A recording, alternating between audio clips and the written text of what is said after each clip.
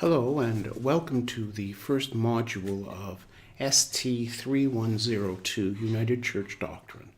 My name is Ross Bartlett. I'll be your instructor for this term, and I'm joined by the Reverend Kate Jones as our TA. Let's dive right in. One of the shots that is regularly taken against the United Church is to claim that we have no beliefs, or that anything goes, or similar comments. Perhaps you've encountered those. And we can pull that apart a little bit. When somebody makes a statement like that, it's always good to follow up to ask them, what exactly do they mean? Often you'll find that there's some sort of comparison going on, comparing what the individual has in their mind about the United Church with some other church or churches, and it may have something to do with personal morality, individual salvation, or particular social stances. And the assumption is that participants in other churches are required to believe and to follow certain forms of personal activity, or assume to agree with certain publicly stated positions. My experience is a little different. For instance, I often encounter parents of school-age children who attend congregations of decidedly more conservative theological or liturgical forms of life. And when asked if they believe what's preached, the answer is often quite negative. No, not at all. But they really have wonderful children's programs. And I've seen similar responses given by older folk who really like the fellowship. Now, I don't claim any scientific basis for these experiences at all, except to say that participation in a community of faith is not always directly correlated to any strong acceptance of doctrine in general or specific items. And the other answer that can be made is that the United Church has plenty of doctrine, so much, in fact, that it's often difficult to keep track of. We just have never been particularly intense about adherence to specific statements. If someone wants to go deep on any given subject, there's vast amounts of material.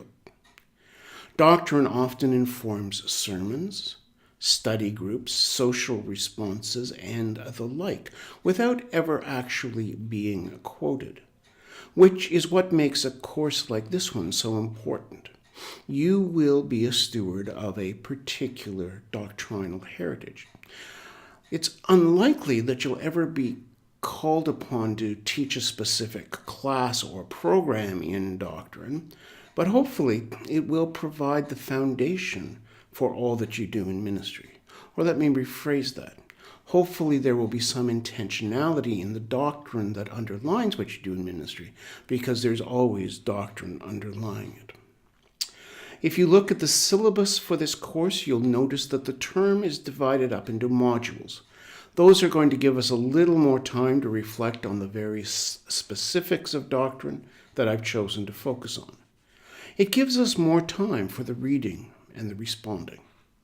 Please note, there are some suggestions for our life together online. Please take them to heart. Note how much of your work mark is given over to online participation. Being present to your colleagues is an important part of their learning as well as your own. Notice that there are a couple of options for presentations. Plan ahead, please, about the ones you're going to employ. Please note the references that I've made to extensions. Planning our work, particularly if we anticipate working in the sometimes crowded space of pastoral ministry, is crucial. To be blunt, Sunday keeps coming, and we need to be ready, and this is good practice. So please plan your work accordingly. If in doubt about anything, please be in touch with Kate Jones or myself. So, what is doctrine? Well, at its most basic, doctrine is a codification of beliefs, or a body of teachings or instructions, taught principles or positions, as the essence of teachings in a given branch of knowledge or a belief system.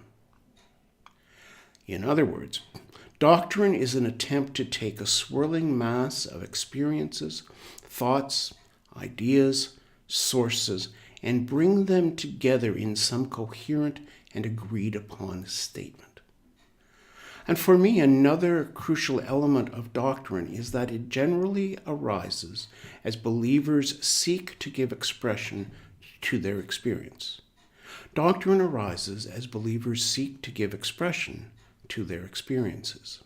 One of the challenges with the sharing or teaching of doctrine, then, is that we often expect people to take on board an explanation for something that they have never personally experienced. In the absence of the experience, either in personal terms or as a compelling story, doctrine often ends up being some sort of logical pretzel around which we are supposed to wrap our minds in order to receive whatever the promised reward is. That's not very helpful. It's certainly not very life-giving. And so why is doctrine important? Well, the first reason is that those who want to be part of a Christian community need to understand the tradition of that community. And that applies regardless of the length of our membership. Our Christian point of view varies at important points with our culture. And so if you are a preacher, all of your listeners have doctrine. They just have doctrine. The operative question is about the content of that doctrine. A second reason, for those who would be Christian, our tradition represents a spiritual home that has relevance in a number of ways, including ethical living. Again, the perspective of the faith is different from the dominant North American culture at several important points, and we need to understand why. A third point is that there is a pastoral care element to understanding doctrine in the sense of helping us make sense of our world and our life in it. There are high points and points of crisis in every life and every community, and recovering solid notions of historic Christian doctrines can form a solid foundation for dealing with real challenges in human living. For instance, in a previous congregation, there was a woman who would never take communion because of the burden of her past life and the things she felt she had done. A solid understanding of doctrines like sin and grace and the meaning of the sacrament of communion would be crucial if you were going to have a meaningful interaction with her about that state of her spiritual life. And so our faith should inform how we live our lives, and doctrine is one aspect of that informing. I believe that this is even more crucial now than ever as Christian practice becomes more and more of a minority commitment in our society. So let's start at the very beginning. Doctrinally, which for us in the United Church of Canada is the doctrine section of the Basis of Union. Sometimes this is called the 20 Articles of Faith or the 20 Articles of Belief or just the 20 Articles. You can find them at the beginning of any edition of the United Church Manual as well as on the United Church website. Where did the doctrine in the Basis of Union come from, and how did it come to take this form? Well, before we can even consider the content of the Basis of Union, we need to glance at how it understands itself. Consider the following words from the preface. We, the representatives of the Presbyterian, Methodist, and Congregational branches of the Church of Christ in Canada, do hereby set forth the substance of the Christian faith as commonly held among us. In doing so, we build upon the foundation laid by the apostles and prophets, Jesus Christ himself being the chief cornerstone. We affirm our belief in the scriptures of the Old and New Testament as the primary source and ultimate standard of Christian faith and life. We acknowledge the teaching of the great creeds of the ancient church. We further maintain our allegiance to the evangelical doctrines of the Reformation as set forth in doctrinal standards adopted by the Presbyterian Church in Canada, the Congregational Union of Ontario and Quebec, and the Methodist Church. We present the accompanying statement as a brief summary of our common faith, and we commend it to the studious attention of the members and adherents of the negotiating churches, as in substance agreeable to the teaching of Holy Scripture. Whew. There's a lot going on there, so let's try and unpack it. First statement: we do hereby set forth the substance of the Christian faith as commonly held among us, a brief statement of our common faith. And so the declared aim of the faith section of the Basis of Union is to set forth the substance of the Christian faith as commonly held among the three churches. So it's important that we see it as a summary. It's not an exhaustive recitation of everything to do with faith, but simply its core. On matters addressed by other creeds and statements that we can find in the history of the church, the basis is simply silent. It's been done there, it doesn't need to be done here. And so what we have is a brief summary. And just because it is a summary, that doesn't mean our belief structure does not extend beyond it. Secondly, what we have is a brief summary of what is held in common by the churches that were entering this new union. In other words, it is what constitutes, quote, our common faith. This would presumably allow for the opinion that there are other aspects of faith not held in common by the negotiating churches, and hence they're absent from the basis. For instance, the congregational insistence on the autonomy of the local congregation as an order derived from the New Testament itself. Their practice of believers' baptism. Or the Methodist insistence on Christian perspective. They don't appear here because they are not held in common. A second statement. In doing so, we build upon the foundation laid by the apostles and prophets, Jesus Christ himself being the chief cornerstone. We affirm our belief in the scriptures of the Old and New Testaments as the primary source and ultimate standard of Christian faith and life. Now, we'll be returning to the substance of this claim repeatedly during this term. For now, I want you to notice that the reader of the basis is expected to receive it as essentially a scripturally based confession of faith. The intention, as the final line of the preface states, is to be, quote, in substance agreeable to the Holy Scriptures. It is restating the classic Christian conviction that all church teaching is substantially derived from and also useful in orienting the church towards the biblical witness of the gospel of Jesus Christ. The claim to stand on the foundation laid by the prophets and apostles is a claim of historical continuity going all the way back to the origins of the church. A third statement. We acknowledge the teaching of the great creeds of the church, the ancient church. This is yet another way of stating the claim that this new united church rests on the foundations of the ancient church and actually extends beyond the first century to the first 5 or 6. And so this list of great creeds would include things like the Apostles' Creed and the Nicene Creed, probably the Christological definition of Chalcedon from 451, perhaps the Creed of Athanasius, which was popular in the Western Church right up to the modern period. You can look all of those up. We could ask, what does the verb acknowledge mean in this context?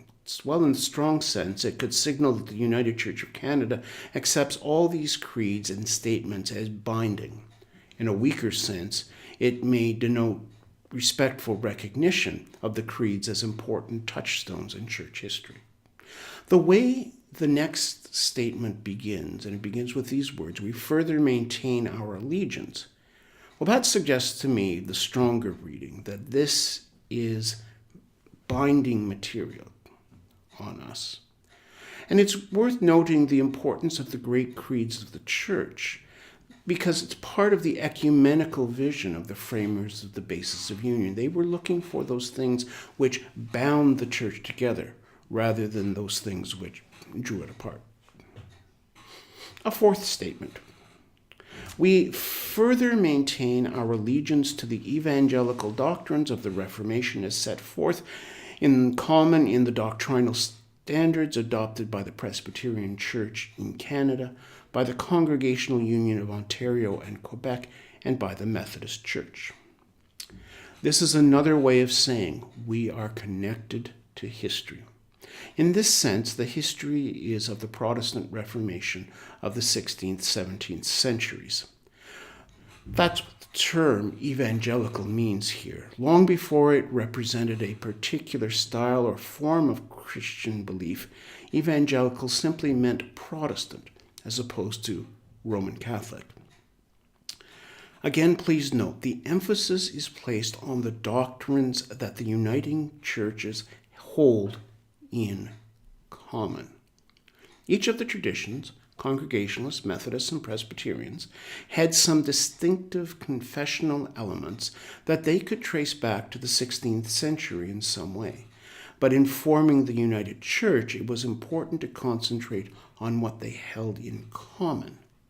The various distinctions that had kept the church separated and often fighting for so many centuries were to be set aside as a new step was taken.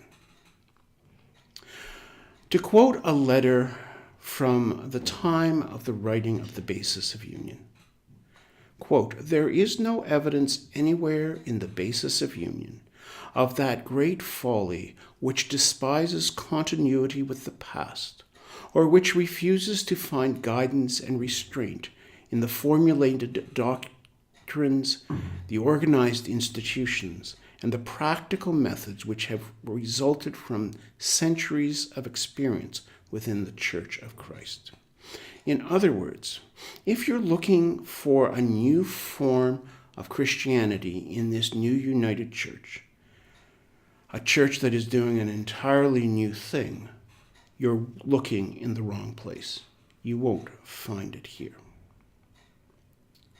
So what do we mean by the doctrinal standards set forth by the negotiating churches that the Basis of Union apparently covers?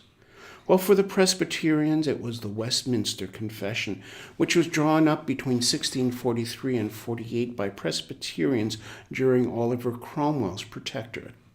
It has a high doctrine of Scripture, a rigorous ideal of divine election, and in 1875, when the diverse streams of Presbyterianism in Canada came together, they agreed on the Westminster Confession as their common touchstones. For Methodists, the articles of doctrine were contained in the 25 Articles of Religion of John Wesley, which were based on the Church of England's 39 articles. They were further elaborated in Wesley's notes on the New Testament and in the first 52 sermons of his first series of discourses. Methodist doctrine tends to be commonsensical rather than logically consistent. Efficiency in reaching the heart, converting the soul, and transforming the life was the one practical test. Congregationalists, in keeping with their understanding of the church, the Congregationalists did not readily identify with any particular historical confession, but looked for guidance to several sources. There's the Cambridge Platform of Church Discipline from 1648, the Savoy Declaration of 1658, which offered Congregationalist modifications of the Westminster Confession. All of these texts are broadly Calvinist in nature, while emphasizing the distinctive polity and discipline of the Congregationalists and declining to claim any real finality.